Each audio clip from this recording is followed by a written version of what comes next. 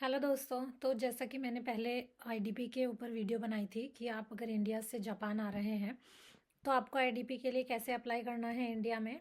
और फिर मैंने एक वीडियो डाली थी शॉर्ट्स में कि आप अगर आईडीपी रिन्यू कराना चाहते हैं, री इशू कराना चाहते हैं वाया एम्बेसी टोक्यो में, तो उसके लिए एक वीडियो डाली थी। अब नेक्स्ट स्टेप है कि जब आप इंडिया आ जाते हैं आईडीपी लेके, तो क्योंकि आईडीपी 1 साल तक ही वैलिड रहता है, तो मैं ये सजेस्ट करूँगी कि जब आप आईडीपी लेकर जापान आते हैं तो आते ही आप कुछ दिन प्रैक्टिस करें, चाहे आप रेंट पे लेके करें या किसी फ्रेंड के थ्रू करें। तो क्योंकि आपके पास आईडीपी है तो you are able to drive in Japan. Okay. तो आप आने के बाद ही प्रैक्टिस करें और एक दो सेशंस ले लें जो सिखाती हैं कंपनीज। सेशंस ले लें और फिर ध्यान में रखें कि क्या क्या रूल्स आपको फॉलो करने हैं ड्राइविंग लाइसेंस के ट्रांसलेशन के दौरान। तो जब आप ड्राइविंग लाइसेंस के लिए अप्लाई करेंगे इन जापान, तो क्योंकि हम इंडिया से हैं, कुछ कंट्रीज़ हैं जो डायरेक्ट आप ट्रांसलेट करके उसको एज इट इज़ यूज़ कर सकते हैं, लेकिन हम इंडिया से जो लोग हैं वो ट्रांसलेशन यूज़ नहीं कर सकते, उनको जापानीज़ ड्राइविंग लाइसेंस के लिए अप्लाई करना पड़ेगा। पर अच्छी बात यह है कि आपको शुरू से सारा कुछ नहीं करना है। जो आपका इंडियन ड्राइविंग लाइसेंस है, यानी normal licence, not IDP, okay, जो नॉर्मल इंडियन ड्राइविंग लाइसेंस है आप उसको ट्रांसलेट करेंगे। ट्रांसलेशन के लिए जेएएफ की वेबसाइट पे जाके आपको पूरा प्रोसीजर मिल जाएगा और उसमें लगभग 4000 या 5000 येन आपके लगेंगे और वो 15 दिन में ट्रांसलेशन आ जाएगा। मैं डिस्क्रिप्शन में भी उसका लिंक डाल दूंगी और वेबसाइट ऊपर भी वीडियो पे लिख दूंगी कि जेएएफ की वेबसाइट क्या है, या फिर आप नॉर्मली भी सर्च कर सकते हैं translation of Indian driving licence to Japanese. ठीक है। तो ये सबसे पहला स्टेप है ड्राइविंग लाइसेंस चेंज करने के लिए, इंडियन लाइसेंस से जापानीज़ में चेंज करने के लिए सबसे पहला स्टेप है जेएएफ से ट्रांसलेशन चाहिए। ठीक है। उसमें 15-20 दिन लगेंगे, आप उसको अप्लाई कर देंगे। जो जो डॉक्यूमेंट्स है वहाँ पे सब अवेलेबल है कि क्या क्या चाहिए, आप उसके थ्रू अप्लाई कर दीजिए। आप वेट करिए, 10-15 दिन में आपका वो आ जाएगा।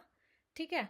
जो ट्रांसलेशन आएगा वो आपको ईमेल पे एक नोटिफिकेशन आएगा एंड देन आप कोई भी 7-Eleven पे जाके उसको, वहाँ की जो मशीन्स होती है वहाँ से प्रिंट निकल जाएगा आपका। ठीक है।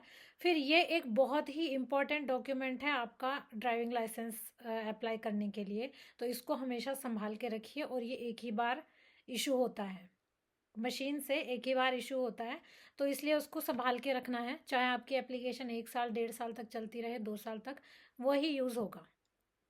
तो ट्रांसलेशन हो गया आपका। उसके बाद आपको इंडिया का ड्राइविंग लाइसेंस चाहिए और लाइसेंस की जो ऑनलाइन कॉपी होती है, यानी ऑनलाइन आप अपना ड्राइविंग लाइसेंस नंबर डालेंगे सारथी वेबसाइट पे तो आपकी डिटेल्स निकल के आ जाएगी, वो भी चाहिए।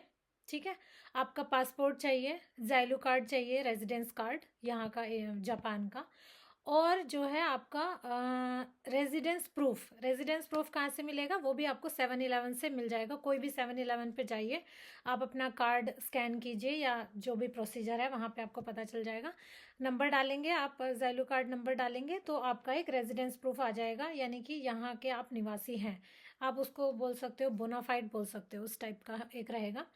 वो भी बहुत इंपॉर्टेंट है और वो जो है हमेशा आपको विदिन 3 मंथ्स का ही होना चाहिए, वो लेटेस्ट होना चाहिए। यानी कि अगर आपकी एप्लीकेशन चल रही है और 3 महीने से ज़्यादा हो गए हैं, तो यानी आप जब नेक्स्ट टाइम अगर आपको डॉक्यूमेंट्स के लिए बोला जाएगा तो आपको वो नया लेके जाना है, क्योंकि उस पर आपके रेजिडेंस प्रूफ होता है कि आप कहाँ रह रहे हैं। जैसे मैं पहले टोक्यो में थी तो मेरा टोक्यो का था, अब क्योंकि मैं फुकुशिमा में आ गई हूँ तो मुझे यहाँ का रेजिडेंस कार्ड लगा, रेजिडेंस प्रूफ लगा, तो वो मुझे नया नया लेके जाना पड़ेगा हर बार। उसको भी आप सिटी हॉल से इशू करा सकते हैं या आप 7-Eleven से ले सकते हैं। उसकी 200 या 300 येन फीस होती है हर बार जब भी निकालेंगे, तो वो लेके जाना है। तो ये लिस्ट ऑफ डॉक्यूमेंट्स है, आप इसको रेडी कर लीजिए। फिर उसके बाद आपको कॉल करना है ड्राइविंग सेंटर पे, जो भी आपके एरिया के अंडर आता है उस पे आप कॉल करेंगे और अपॉइंटमेंट लेंगे कि आपको अपॉइंटमेंट लेना है डॉक्यूमेंट चेक करवाने के लिए। फिर वो आपको बोलेंगे वेट करो या फिर आपको अपॉइंटमेंट दे देंगे। जनरली क्या होता है, यहाँ पे बहुत बहुत दिनों में नंबर आता है तो आपको वेट करने के लिए बोल सकते हैं, 1-2 महीने वेट करेंगे। और वो आपको कॉल करेंगे। तो मेक श्योर कि आप कॉल मिस ना करें, ठीक है। हमारे से हो गई थी मिस, तो फिर हम बहुत दिनों तक वेट करते रह गए थे। तो इसलिए make sure that you don't miss their call. और आप बीच बीच में भी कॉल करके एक आध बार पता कर सकते हैं, ठीक है। फिर जब आपको अपॉइंटमेंट डे वो बता देंगे कि इस दिन आइए, आप अपने सारे डॉक्यूमेंट्स मेक श्योर कि bring all your documents in original as well as photocopy, ठीक है। क्योंकि एक भी डॉक्यूमेंट मिस हुआ तो देन अगेन आपका बहुत टाइम वेस्ट होगा, 2-3 महीने फिर से लग जाएंगे। तो make sure to bring all the documents in original. आपका passport, Zairyu card, driving licence जो इंडिया का है वो, और हाँ जो ट्रांसलेशन है वो सारा आप लेके जाएं। वो आपका चेक करेंगे, उसके बाद रिटन टेस्ट होगा। रिटन टेस्ट के लिए, क्योंकि मैंने अभी रिसेंटली दिया था, पहले से रूल चेंज हो गए हैं, अभी 50 क्वेश्चंस आते हैं और 50 में भी आपके 45 करेक्ट होने चाहिए, तब आप पास होंगे। उसके लिए भी मैं एक वीडियो मैंने बनाई है, तो उसमें मैंने लिंक्स दिए हैं जो कि यूज़फुल हैं। आप मतलब एक बार में पास हो सकते हो उसको करके। तो वो भी आप प्लीज़ ज़रूर चेकआउट कर लें, क्योंकि बहुत लोगों को हेल्प मिली है उससे। मैंने क्योंकि फेसबुक पे पोस्ट किया था, तो बाकी काफ़ी लोगों ने बोला है कि they are very helpful the links and they could able to pass in first attempt and it's a very big deal, okay. तो वो भी वीडियो चेकआउट कर लेना। उसके बाद आपका अगर सेम डे रिटन हो जाता है क्लियर, तो वो आपका प्रैक्टिकल भी उसी दिन ले सकते हैं अगर टाइम है तो।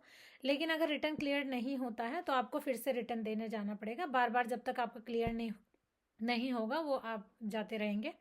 अगर क्लियर हो जाता है फिर आपको प्रैक्टिकल उस दिन देना है, या फिर वो डेट दे देंगे कि इस दिन प्रैक्टिकल एग्ज़ाम के लिए आ जाना। तो प्रैक्टिकल एग्ज़ाम के लिए आपको बहुत चीज़ें ध्यान रखनी है, उसके लिए मैं अलग से वीडियो बनाऊंगी, नहीं तो ये बहुत ज़्यादा लंबी हो जाएगी, ठीक है। तो प्रैक्टिकल एग्ज़ाम अगर आप पास कर लेते हैं उसी दिन तो आपका लाइसेंस उसी दिन मिल जाएगा, नहीं तो आप नेक्स्ट टाइम जब भी आप पास करेंगे उसके बाद आपको डॉक्यूमेंट जो डॉक्यूमेंट की गड्डी बनाएंगे वो आपको हर बार लेके जानी है, ठीक है।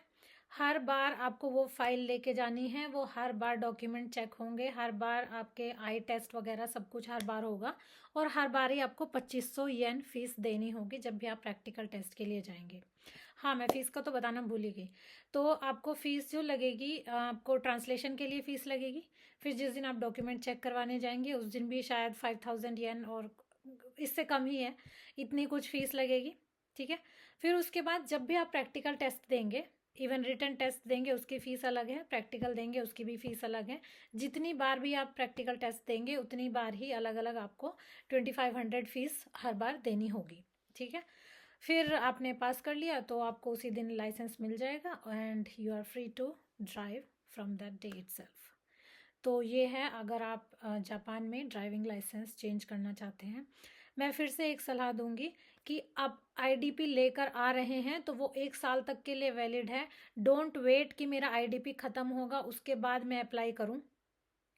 आपका आईडीपी जब तक वैलिडिटी में है आप ये सारा प्रोसीजर कर लीजिए, क्योंकि 1 साल 1.5 साल भी लग जाता है कभी कभी, ठीक है। क्योंकि अपॉइंटमेंट लेने में 3-4 महीने आपको लग जाएंगे, फिर डॉक्यूमेंट चेक करने के बाद, और प्रैक्टिकल में इट्स इजी, किसी किसी के लिए इजी है लेकिन किसी किसी के लिए 4-5, मेरे को 4-5 बार लगा, जबकि मैं इंडिया में काफ़ी ड्राइव करती थी। तो it depends on a lot of factors जो कि मैं दूसरी वीडियो में बताऊंगी। सो good luck for you and happy driving. Take care. Thank you so much for watching this video, and for more such updates please like and subscribe my channel.